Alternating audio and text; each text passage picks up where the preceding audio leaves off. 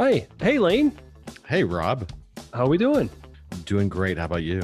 I'm doing well. I'm glad we both showed up at the same time. This is good. This is good. A good start. Good start. Same time, same place. Yeah, that's right. So what do you want to talk about today? Well, I hear a lot of talk about pain. I don't think I'm supposed to kick people in the shin or something like that. No, why not? It's fun. Well, it probably leads to a bad first impression is what I'm thinking.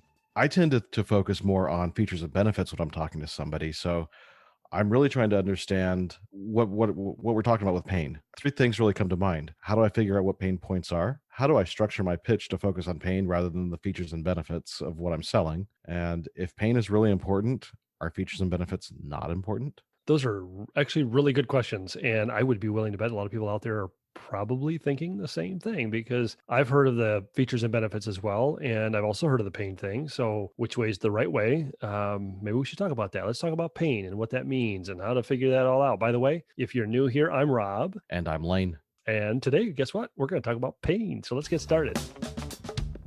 This is the Slow Pitch Podcast. All right, so your questions really come down to what the heck does pain mean? I don't even understand what that means. And I kind of started out the same way. I was told one time by somebody that pain is really important. You need to get pain when you go do sales. And I was like, what are you talking? I don't know what that means. Like, I thought the same thing as you did. It's like, do I kick them in the shins or not? I don't know. And hopefully by the end of this episode, we will talk about how to figure out what pain is, and then how do you structure pain questions, or how do you focus on things so that they're really focused around your features and benefits and how that relates to pain. And then if pain is really important, which it is, I'm here to tell you, how important are the features and benefits? And if you don't have the pain, I'm going to say one thing that's really kind of important for everybody to understand is that if you don't have pain, you don't have a sale. I don't care. You can try to force it, but it'll never come. So make sure you understand the one rule that I always have is if you don't have pain, you don't have a sale. Just, you don't have that. So I just want to kind of point out that, every week we do this, I have a lot of pain. why do you have a lot of pain doing this? Well, I have to sit here and listen to you, Rob. So fantastic. Well, that concludes this episode. All right. So I have a question for you, Lane. Have you ever gotten to the point of actually writing an estimate, reviewing it, maybe thinking you have a sale, and then at the end you kind of found out, oh, they're not going to buy? Well, Rob, my note here says I have to say yes to this, but in reality, yes. It happens all too often. That's the best part is once you get to that point, that's how you know you didn't get pain. And by then it's too late. So while it says you have to say yes, the reality is that if you didn't get pain along the way, you're not going to have the sale when you get to that sale part. So what you're going to want to do is before you write the estimate, you're going to have to find out whether or not you have the pain or not. Let's get into the meat of this. So where do you want to start? I mean, of all this stuff that we just talked about, where would you want to start, Lane? Well, I feel like we have to go start at the basics. What is pain? What does it mean? Yeah. All right. So basically, when you go through pain, the whole premise of this is I just want you to imagine you have a car. It's kind of a complicated car. It's or it's a little temperamental maybe, and you have a problem. Little British sports car, right? Little British sports car. Yeah. You bring it in. The mechanic says, all right, let me take a look at it. Right. And they go back into the back and what do? They eat a donut. They have a cup of coffee. Probably. They might bang on something with a hammer, make themselves sound busy. Right. And then they come back and they say, oh, this is going to be really expensive. This is really complicated. That's right. They come back and they go, we're going to fix this up real nice here. We're going to fix it up. And that's not what you want to hear when they just went back there and ate a donut, banged on a few things. You didn't even know what they were banging on. They could have damaged more stuff in your car, right? All right. For all you mechanics out there, probably not what happens. What probably happens is they typically will hook the car up. They'll run some diagnostics. They'll run some tests, right? They want to know what's causing the problem. And so they start working on narrowing down some of those issues.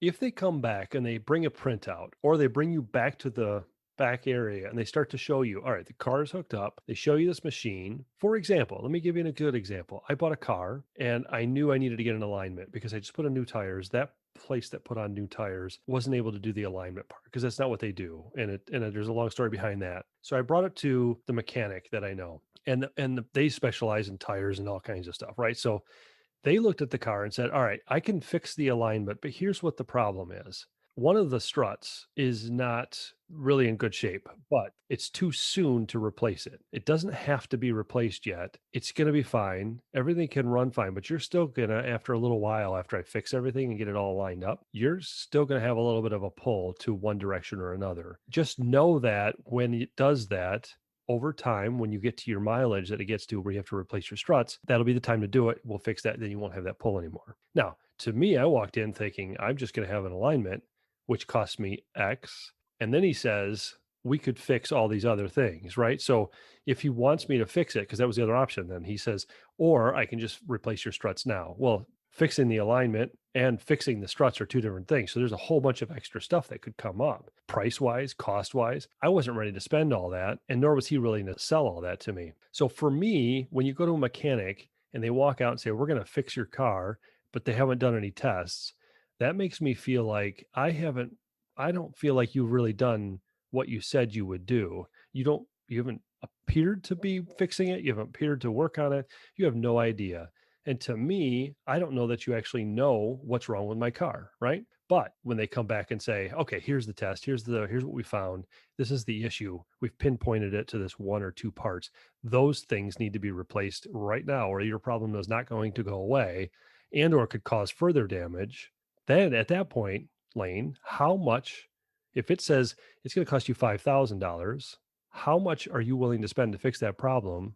Or are you willing to let it go on forever? Depending on the value of my car, I guess I see what my pain is, and I have to make that choice of, am I going to put that investment in this car? Is it worth it? Or, am I better off just, let's say, trading the car away? Right. Now, what if when you went in there, they said, listen, your airbag is one of these defective ones, needs to get replaced.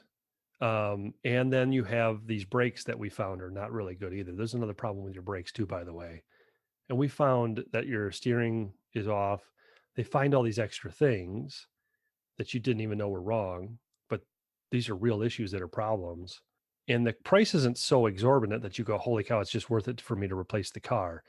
It's like, it's a pain. But if let's say your car is worth, because I know you make a lot of money. Let's say your car, You're funny. let's say your car is worth $80,000, because I know that's the kind of guy you are. You drive big fancy cars, right?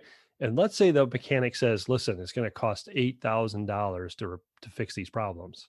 It's an $80,000 car. You're not going to go buy another car, right? Now, make those numbers work the same way no matter what. It's 10%. You got to have those things fixed, or Right. you have safety issues.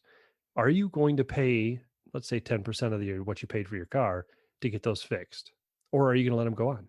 No, I mean, if they took the time, they did the test, they figured out exactly what's going on. I've got a degree of trust there where I'm going to go ahead and probably pull that trigger and get the work done. Right. So you weigh out the costs and kind of how serious it is to safety. Yep. You're measuring all these pieces. And hey, do I just replace the car? That's another option for anybody, right? At any point in time. Even if you have an $80,000 car like Lane, you could technically, you could just buy another one, Lane. I mean, I know you could probably do that if you want. The point I've got is 4 or 5 in my garage. yeah, right now. that's what I thought. The point is that how much is it going to cost versus how much the replacement is in that case. If it was your health, if it was anything else, like another good example, if your house needs to have a new roof because there's 6 leaks in the roof, Right. how willing are you to put up with those leaks and have other issues come up versus, all right, we're going to have to spend thousands and thousands of dollars to have this whole roof replaced. Yeah. There's options there, right? But if you have a roofer that comes in and looks from your driveway and goes, hey, there's a roof that you're saying that leaks. Oh, okay. It's going to cost this much to replace it. And they go, it's $20,000 to replace that roof. And you're like, what? 20? How do you figure 20,000? What are you talking about? Yeah. But then the other guy comes in, he goes, show me the leaks. They look at the leaks. They look around. They see, I found, here's where one leak came in. Here's where another leak came in. There's 6 of them. Okay. They find 4 out of the 6. And then they say to you, it's not where it's leaking that the issue is, it's where it's coming in and seeping in. So you could have a leak over here, but it's showing up where you're seeing it now, right? Right. All of those scenarios, You've got somebody that's actually taking the time to evaluate, right? All of that is the point of pain. When you find enough pain for somebody, you now have the ability to think to yourself as the buyer, how much is this worth me to just continue on?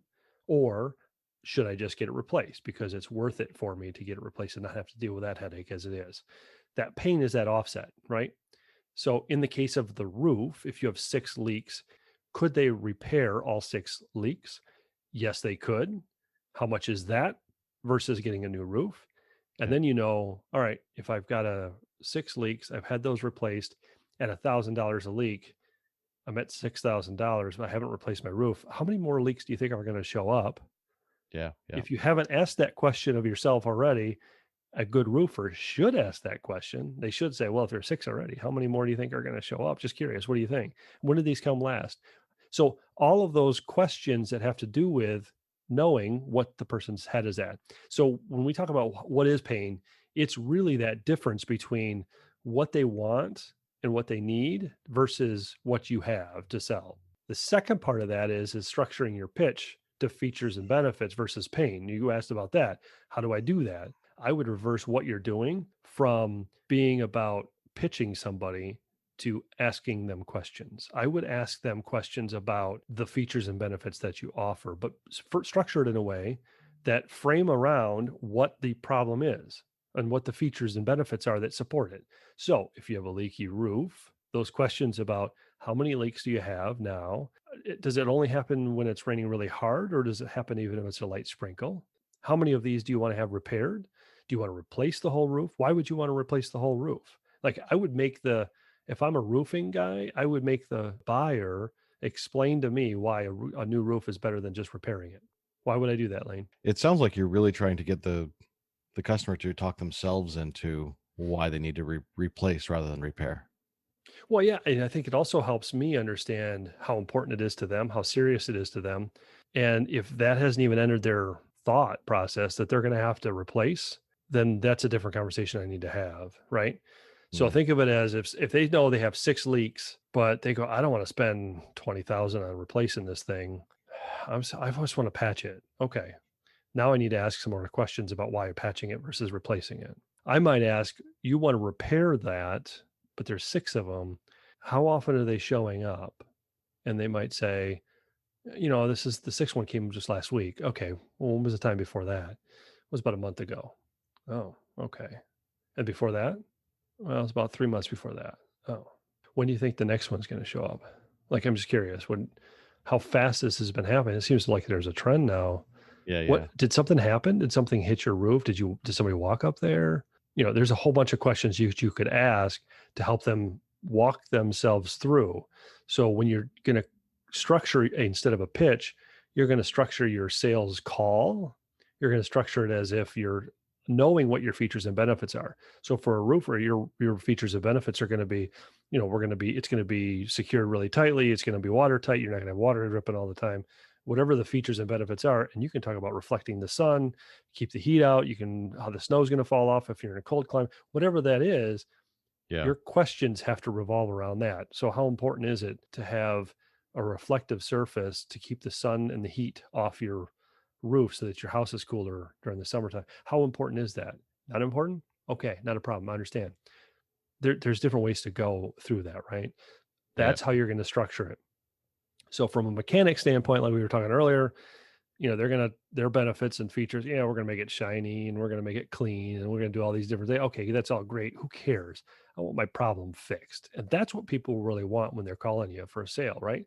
If they're there calling you to buy, they're calling you because they have a problem. They want it fixed, right? Yep. No, Or the other reason they might call you is they want something better in the future. So like if you're the roof person, the next time it rains, I don't want it raining inside the house, right? That's the benefit. That's the pain that they have, or the opposite of pain, which is more of like, here's the desire that they have that's in the future. They want to get there. And that distance becomes that pain distance. That's what's going to cause them to either buy or not buy, right? Yeah, that makes sense. When we come back, let's see if Lane can come up with let's say 3 questions that he might ask that kind of are based on his features and benefits to know if there's pain, so that if he knows if he has got pain, then he can actually possibly make a sale. So we'll be right back. Do you have a question about sales? Call or text your question at 608-708-SLOW. That's 608-708-7569. Or you can email them to questions@theslowpitch.com. Now, back to the show. Now, let's find out whether or not Lane has come up with his 3 pain-based questions, but also based on his features and benefits. So it's switching his features and benefits around to find out if there's pain. So about website development. So let's hear it. Ready, go. All right, Rob. Well, in that 12 seconds we had right there, I think I have a few questions that came to mind. It's a good thing we Um, paused so everybody, Lane took about 16 minutes to write this. We've been sitting here waiting. 12 seconds. 12 seconds. Have you noticed people visiting your site, but you're not getting leads or purchases? And that features and benefit would be what? What you're trying to understand. Like this is a feature and benefit you have is what? Yeah, well, the feature benefit would be, it's going to come down to the copywriting and the content. And if someone literally has on their website, car run faster, if you're a mechanic, you're probably not going to get a lot of sales. Right. But if you're detailing what you can actually do for someone, we're going to run these diagnostic tests. We're going to do this. Our 17-point diagnostic test to tell you what's going on. Yeah. And that really then you find out what their pain is, which is they're not converting, I think is what you're saying. You're not Correct, converting yeah. visitors. Okay.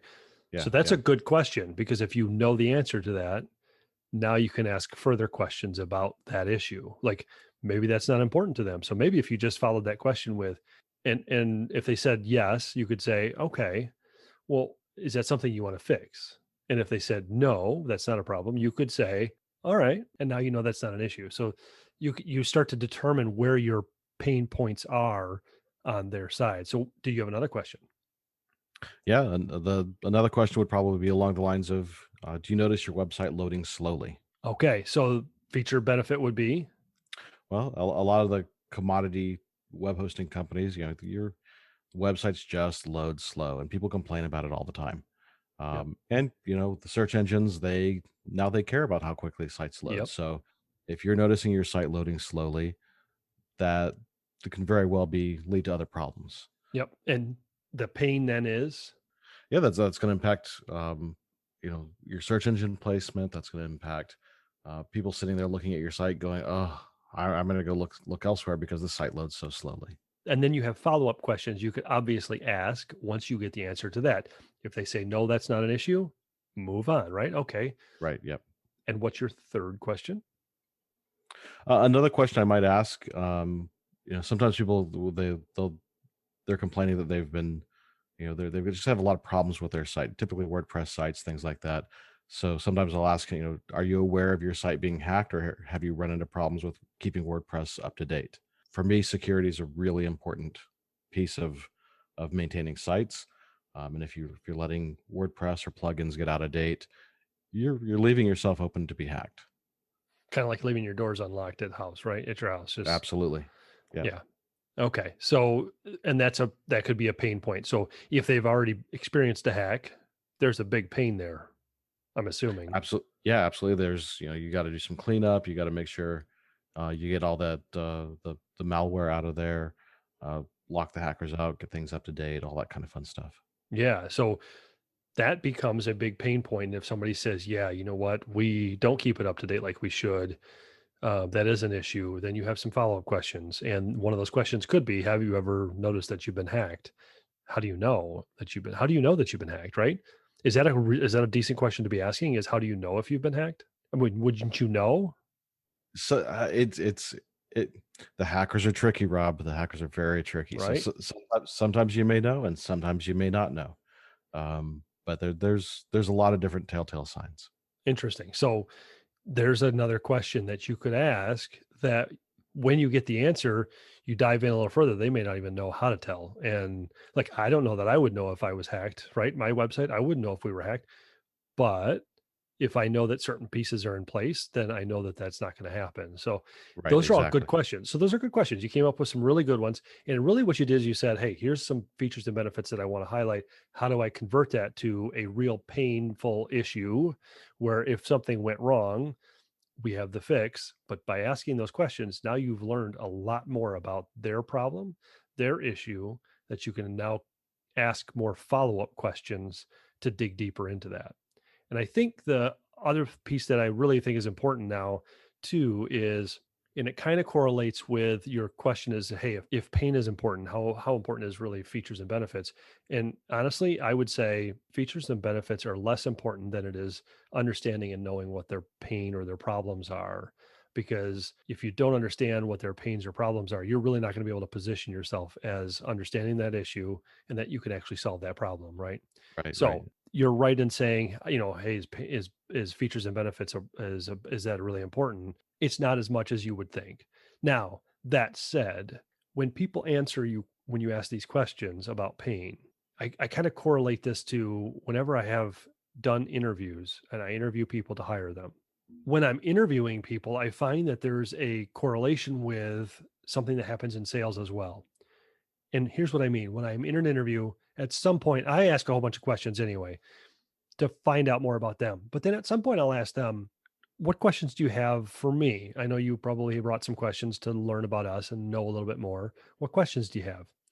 And what's really weird is the first question is a, like a softball. It's always the easiest question. So if you were interviewing Lane and I said, okay, I just asked you a bunch of questions. What questions do you have for me? And the first question you can think of is probably the question that somebody might ask because it's simple. Like, well, what kind of person are you looking for? Or, tell me about the schedule. It's like there's stupid little questions, and that's okay. That's the way that it's meant to be. Those questions that they ask first, coming back, is not what they really want to know. There are other questions that they have behind that, maybe not even related, maybe not even the same. Their second question is a little deeper. They might ask about hours and different things when they're asking you about questions in an interview. Their second question might be, what kind of health benefits do you have here? Well, that's a better question. There's more meat to that, right? The Yep. third question that they're going to ask you might be something along the lines of, what's the pay here? Now we're getting to what they really need to know. Is it worth their time to work here? Right? The deeper they get into the questioning, the later questions in are really what they want to know. And I find that when I'm doing sales, when I ask a question and they sound like they have a painful problem, whatever that is, first one that I learn about, it's just the same as the interviewing thing. It's a smoke screen. It's something that says, yeah, I got this problem. But the real problem is 3 steps down. So, Does that depend on their personality type? I've never really noticed that it has anything to do with the personality type. It could, because you could have somebody that's a little more analytical who wants to find a way to figure out how to get there. But you also could have somebody that's not very analytical, who's very high level. They're probably going to be like a ID. They might be more direct in their questioning, but they still usually have a question that's kind of a softball. Their first question isn't always Hmm. the most important one to them, or their biggest problem, I should say. When I say question from the potential client, it's really when they talk about a certain pain problem, they're not really asking me a question, right?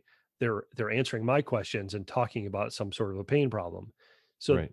most people are guarded when it comes to pain. They don't want to let you know where their pains are, where their problems are. So if you're dealing with a website, you know that it's probably crashed because you can tell that their plugins are outdated maybe, or you might ask them some questions and they answer you a certain way, but then they just take you down this different road, which sounds like that's not the problem. They take you down a different road. Follow the second road. Don't follow the first road. The first problem that they always talk about is a softball, and it's done on purpose. Number one, they want to know, do you know what you're talking about? They're testing you. Number two, Interesting. nobody wants to be vulnerable. Let's put it that way, right? So until they feel like they can trust you, they're not going to give you a lot of information. That's why it's really important to start to understand their personality, how to speak to them, how to let them feel comfortable. Because if you don't have that piece, they're less likely to open up. And that's really where the key is. All this stuff about features and benefits, to me, totally irrelevant. What's most important is asking the right questions from the pain side so that you can understand what their real issues are. That said, when I said the third or fourth or fifth pain thing that they talk about is one thing. The other thing you need to understand is how is this even impacting their lives? So if you're talking to a small business owner, that can impact their lives, totally impact it. That could affect their whole livelihood, right? Yep. If they're a big business, that could cost them millions of dollars if this problem goes on. So I think if you think about if they say this problem costs us about $1,000 a day, and they're a humongous company doing millions of dollars a day, $1,000 a day is whoop-de-doo, Nothing. Yeah. Yeah. right? Yep. But if you're a small business and you're maybe doing $10,000 a month, $1,000 a day is huge, Yeah. or you're losing your money, right? Or if you're doing $10,000 a day, I should say, and you're losing $1,000, that's huge. Anyway, that's a small business. Whatever numbers are, they have to make sense.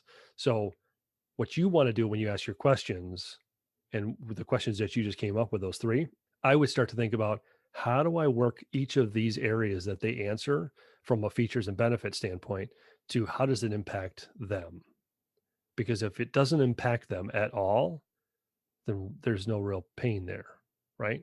If you're running a company and you bring in somebody to fix a problem, but in the end, if it gets fixed, it gets fixed. If it doesn't get fixed, it doesn't get. I don't care. There's no Yeah. pain. Yeah. But if it impacts you, it affects your bonus, it affects your payroll, or it affects your ability to keep your job. It's a problem. You need to get it fixed. Then it becomes a serious issue for you. Now you got some real pain. If you have to go a little higher than that and where you don't have the personal impact, it could be a numbers impact on the department or in the area of the business. That could be a real issue as well. So figure that out. You have to start to dig into questions that we'll get to. Tell me a little bit about how that impacts your department. What does that mean? Does that mean you end up with less sales, or does that mean you have more expenses, or you have to fire some? What does that mean? How does that impact you guys? And it's Mm. asking questions like that that makes you start to understand. Now, when you work your way through and your website costs $10,000 because it's a really fancy schmancy website that Lane wants to build for you because he wants to buy another $80,000 car. All right, maybe not, but it listen, it takes a lot of time to build a website. So when you price it and then you go, okay, this is what it's going to take. If it's going to cost 5,000, then you got to have at least a reason to make it worth its while. Right. I Right. know that when we created our website last time, it was like $4,000 or $5,000, and we're like, how is this so expensive? It's a lot of money to put that together. But when I think back, that website, because of certain elements that were in there, that has made us 20 times over that amount of money that we spent on that. Was worth every penny. Now, looking forward, if I had to make another change to a website, I would highly recommend creating something that's really creative and put the money into it, if that's what makes sense. If it doesn't make sense, it doesn't make sense. If there's no problems, you're still getting leads, don't change Right. it, right? So those are the pieces that you got to make sure that you start to think about. And when you're in sales, you tend to not think about the potential customer and what they're thinking, what their issue is. So always think about and get yourself in their shoes by asking the right questions. So I hope that helps you, Lane. Does that answer some of your questions about features and benefits, pain? What other questions did you have when you after going through this? Does anything else pop up at you? No, I think what's kind of spinning through my head now is, so now that I've learned what their pain points are, how do I turn around and take that into using those pain points to convince them to purchase? And maybe I'm thinking about it wrong. Maybe, I don't know. We'll have to talk about that probably in another episode. But You are thinking about it wrong, yeah. but that's okay.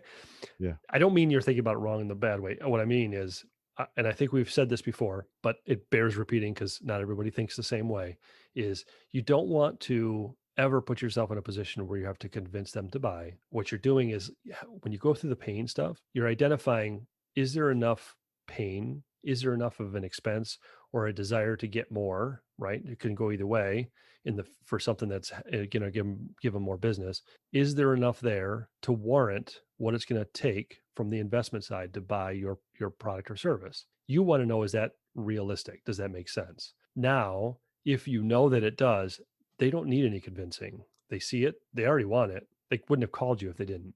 No, true. I guess I think what I'm kind of stuck on the features and benefits thing because that's just how I've always thought of it. how do I take those pain points and relay my features and benefits, not just not just being any other site developer. How do I convince them that I'm the right person to do the work rather than somebody else when they have these pain points? My first reaction to that would be, why do you feel like you have to convince them? Well, I just feel that everyone's always out shopping around. So, they're calling me, they're calling three other people, and they're trying to maybe they're trying to find the best deal, the best price. Who knows what they're trying to find? But how do I use that knowledge of their pain points to close that sale? There's a whole process to that, and I think we'll get into that at some point. However, when I hear you talk, there's a couple of other issues that we have whole other episodes we could talk about. One of which is the mindset of, am I too expensive? Is this more than they can afford? Versus, I'm worth every penny and I know they can afford because I know these pain things are going to cause more expenses, or it'll drive more revenue for, and it'll offset no problem. And I'm not worried about them spending too much because they know, I know it's going to be worth the investment, because what you do is an investment. Yes, it's an expense on the profit and loss statement, but really what it should be positioned as is an investment, because when you have a really strong website, it generates income for you. And that's how people should be looking at it. And so should you, and so should anybody else who's looking at buying it. Your process is not about converting them from their pains and what their answers are to converting them to to closing the sale. They're going to close the sale. Here's what happens. You start asking these pain questions, and you ask enough pain questions, and you start putting finances to those pain questions, meaning you find out that if they don't do this, it's costing them $1,000 a day. Or you find out that if they do this, they're going to actually end up with an extra lead or 3 leads or 5 leads every day. If they get 5 leads, how much is a lead? When they buy, well, how much is that for you? Well, every person that buys is $500. Huh, okay, $500. So 3 leads a day times five. Oh, 5 leads a day. Sorry, 5 leads a day times 500. That's $2,500 every day that you could actually add. Hmm. Okay. All right. That makes sense. And is that enough? Like, is that what you're looking for? And they'll tell you, yeah, that's what I want. Yeah, that's what I want. Okay. And then I think you have to also back off from that and say, boy, if you didn't get $2,500 or you didn't get 5 leads and you only got three, is that going to be an issue? What if that happens? Because that could happen. And then they have to say, no, no, three is better than what we got now. Okay. Yeah, yeah. Right. So you have to always pull them back to understand it's not as good as they think it's going to be. Because as soon as you pull them back, they'll start to understand and they'll kind of reinforce that, no, this is the right move for me. And we'll get into some of those types of things. We've talked about some of that before. The key is you're not going to convince or convert to a sale. They'll convert themselves, because at some point they're going to say to you, what are we going to need to do to get started? That's what I want to know. I mean, what do we want? Check, sign, what do I need to do? And that's when you know, all right, the sale's done. Or if you don't get that from them, you've gone through pain and you understand some of those things and you understand the numbers, and the numbers all make sense. And obviously you're talking to the right person. They're going to make the decision. In the end of that conversation, you could easily just ask, all right, so, well, what do you want to do? What do you think the right next step is? And every time I've asked, what's the next step?